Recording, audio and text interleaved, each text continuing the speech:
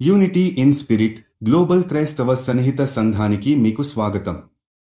మీరు ప్రార్థన అభ్యర్థనలు పంపాలనుకుంటే లేదా క్రైస్తవ జీవ భాగస్వామిని వెతుకుతున్నట్లయితే mark108.comను విజిట్ చేయండి. ఇప్పుడు మనం ప్రార్థనలోకి వెళ్తాము. ప్రియమైన ప్రభువు, ఈ రోజు మేము నీ దగ్గర మనలో ఉన్న వారికి క్షమాపణలు కోరుకుంటూ వారికి శారీరక, మానసిక మరియు ఆత్మిక ఆరోగ్యం కావాలని ప్రార్థిస్తున్నాము.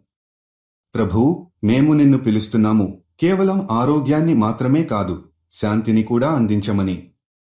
మనలో ఉన్న ప్రతి వ్యక్తి, అతను లేదా ఆమె ఏ పరిస్థితిలో ఉన్నా, నీ చెంత నుంచి శక్తి, పరిరక్షణ, మార్పు పొందవలెను.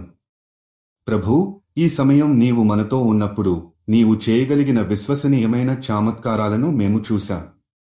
మన జీవితంలో ఉన్న వారికి రోగాల నుంచి విముక్తి, నలిగిన శక్తి నుండి విముక్తి ఇచ్చి వారి శరీరాలు నిన్ను ఆరాధించేందుకు శక్తివంతంగా ఉండగలిగేలా నీవు శక్తిని ప్రసాదించమని మేము ప్రార్థిస్తున్నాము.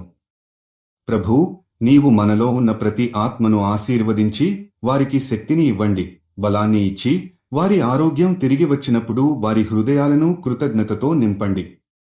వారి జీవితంలో నీవు చేసే మార్పుల వల్ల నీవు చేసే ప్రతి దివ్య ఆచరణను వారు సజీవంగా చూడగలుగుతారు.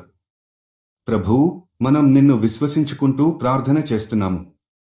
మీరు ఈ సమయంలో వేదనను అనుభవిస్తున్న వారి జీవితాలకు నీవు త్వరగా శాంతిని, ఆరోగ్యాన్ని ఇవ్వాలని కోరుకుంటున్నాము. వారి ఆకాంక్షలను తీర్చడంలో ఆత్మను దృఢంగా నిలిపేందుకు మీరు ప్రతి ఒక్కరిని ఆశీర్వదించి పునరుజ్జీవనాన్ని అనుభవించాలనే మనస్ఫూర్తిగా ప్రార్థిస్తున్నాము. యూనిటీ ఇన్ స్పిరిట్తో కలిసి ప్రార్థించినందుకు ధన్యవాదాలు. మీరు విశ్వాసం కలిగిన జీవిత భాగస్వామిని వెతుకుతున్నట్లయితే mark108.comను విజిట్ చేయండి. మీ ప్రార్థన అభ్యర్థనలు కూడా అక్కడ పంపవచ్చు. దయచేసి లైక్ చేయండి, షేర్ చేయండి మరియు ఛానల్కి సబ్స్క్రైబ్ చేయండి.